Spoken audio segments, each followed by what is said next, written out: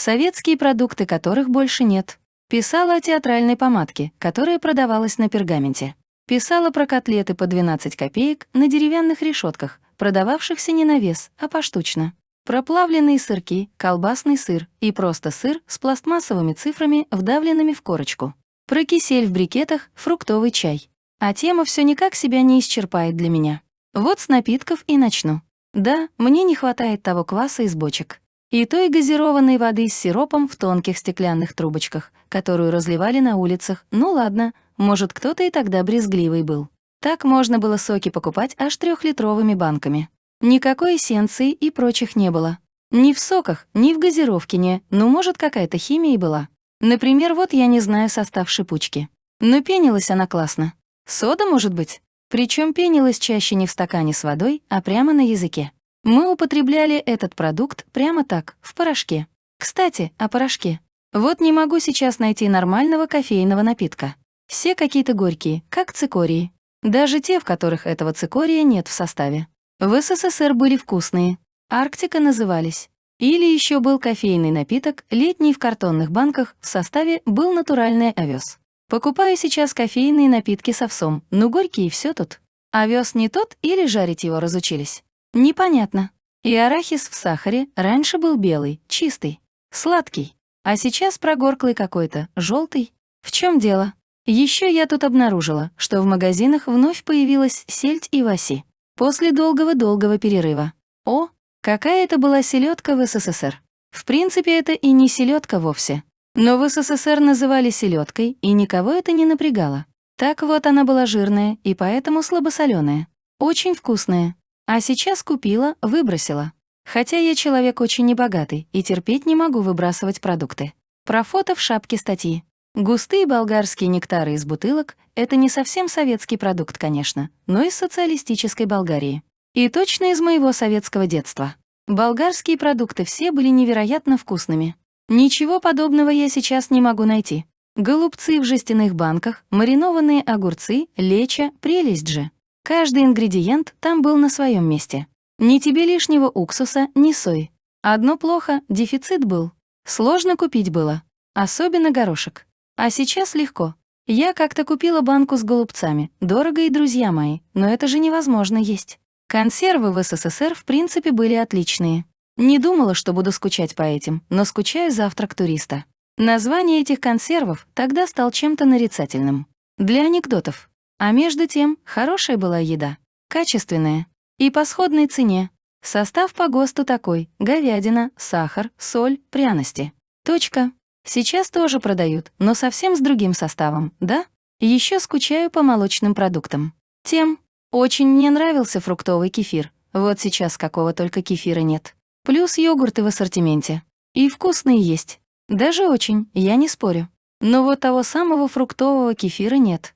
Может, потому что не из сухого молока делали? Еще моя сестра все время какую-то сметану в маленьких пачках вспоминает, но я такую не помню. Мол, была какая-то волшебная сметана, густая как масло и сказочно вкусная. Хоть так ешь, хоть на хлеб маш. И вспоминает мороженое и пирожное в шоколаде с орешками по 28 копеек. Я такое тоже не помню. А вот стаканчики с розочкой помню. Розочка была из какого-то твердого крема, сливочная и очень вкусная. Мне эта розочка больше мороженого нравилась. А сейчас не делают. Скучаю по рогаликам, тем самым по 5 копеек, которые продавались в каждой булочной. С хрустящей корочкой и ароматным слоёным мякишем. По ромовым бабам скучаю, по тем, влажным и ароматным. Я тут купила ромовую бабу, еле доела сухарь с сухарем. Вот пишу я сейчас эти строки, друзья мои, а перед монитором лежит банан. Желтый, спелый, красивый. О таком я в СССР могла только мечтать. И в принципе, если предположить такой фантастический сюжет, что в современный торговый центр попал любой человек из СССР, то он бы умом тронулся, наверное, от изобилия. И не понял бы ни разу моих стенаний по розочкам на пломбире. А я вот скучаю. Скучаю по картошке, которая в меру разваривается, а не становится мыльно-прозрачной или разваривается в пыль и при этом становится серо-буро-малинового цвета при остывании. Скучаю по янтарному ароматному куриному бульону, а не серой мути от сегодняшних кур. По помидорам скучаю без белых кочерыжек сквозь весь помидор, а мясистых и сахарных, как арбузная мякоть. По рыбе скучаю, да? Не только по доступной тогда ледяной, но и по обычной треске, которая не становится сухой, как палка, или размазывается по дну сковороды. По Антоновке скучаю, которую в городах днем с огнем не найдешь среди изобилия польских яблок. И вот я думаю, если бы к современному изобилию, да советское качество. Вот бы хорошо ностальгирует не только по определенным местам и запахам, но и по вкусам. Согласитесь, если во рту вновь окажется то самое советское мороженое, вы точно вспомните многое, что связано с этим лакомством. И иногда определенный вкус олицетворяет целую эпоху. Сегодня вернемся в детство или юность и вспомним, а каким на вкус был Советский Союз. Сколько сегодня не встретишь докторской колбасы, ни одна не сравнится ни по вкусу, ни по составу. За что советские времена можно хвалить бесконечно, так это за технологии производства и соблюдение ГОСТов. За все время ГОСТы докторской менялись 4 раза. Под конец состав упростили настолько, что никакой говядины уже было не найти, только шпик и курицу. После нулевых ГОСТы и вовсе начали отменять, поэтому состав докторской колбасы у разных производителей может отличаться очень сильно.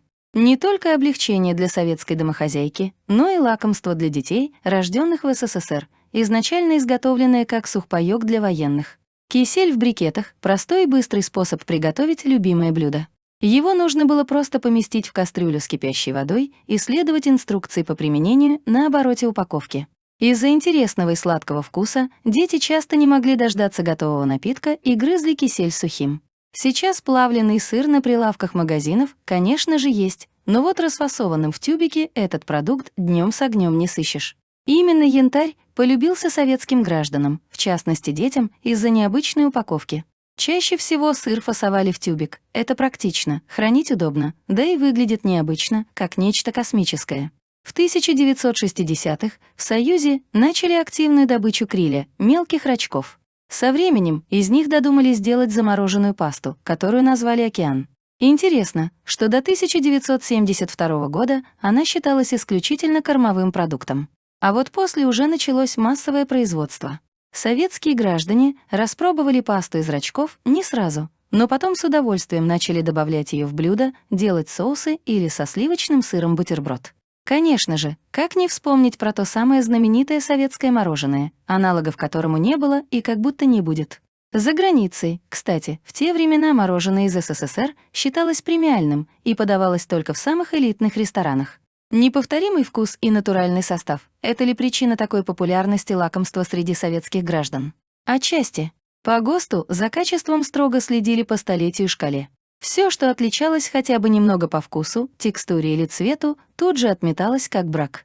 Из-за натурального состава мороженое хранилось всего около недели, но обычно сладость раскупали быстрее.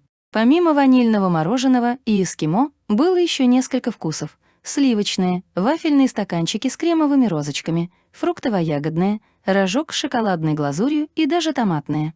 Людям, которые жили или выросли в стране Советов, не составит труда вспомнить, что раньше на полках почти любого магазина можно было увидеть банки с березовым соком. Напиток отличался популярностью, хотя вокруг него постоянно ходили споры, правда ли, что это именно сок березы или просто напиток с интересным названием. Вкус, по которому скучают многие любители пропустить чашку-другую чая. Во времена Союза пользовался популярностью грузинский чай, особенно фруктовый, который фасовали и продавали в брикетах. Всего было более 10 разных вкусов. Ароматный, этот чай нравился советским гражданам не только потому, что хватало надолго, но и из-за вкуса. Часто в него добавляли патоку и кусочки сушеных фруктов. Нужно было отколоть немного чая и бросить в кипяток, чтобы порадовать себя отменным и в какой-то степени полезным напитком. Правда, из-за начинки по вкусу такой чай больше напоминал компот. Может, именно поэтому и полюбился советским людям настолько сильно?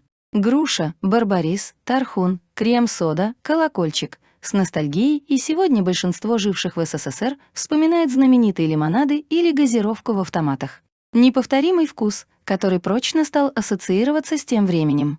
Автоматы с прохладительными напитками никогда не стояли без дела, и почти никого не волновало, что стеклянные стаканы, в которые льется шипучка, с сиропом и без многоразовые.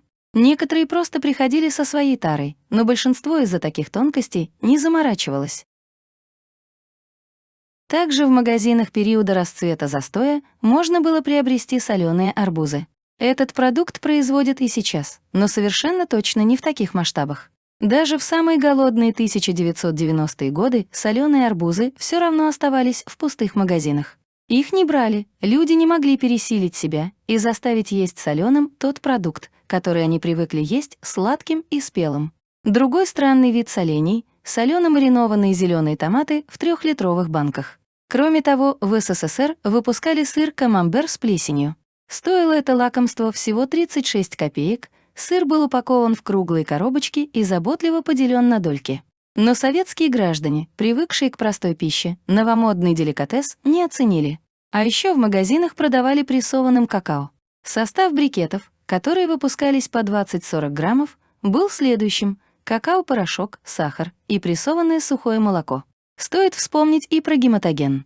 Сейчас от настоящего советского детского гематогена остались только обертки, которые продают на интернет-аукционах.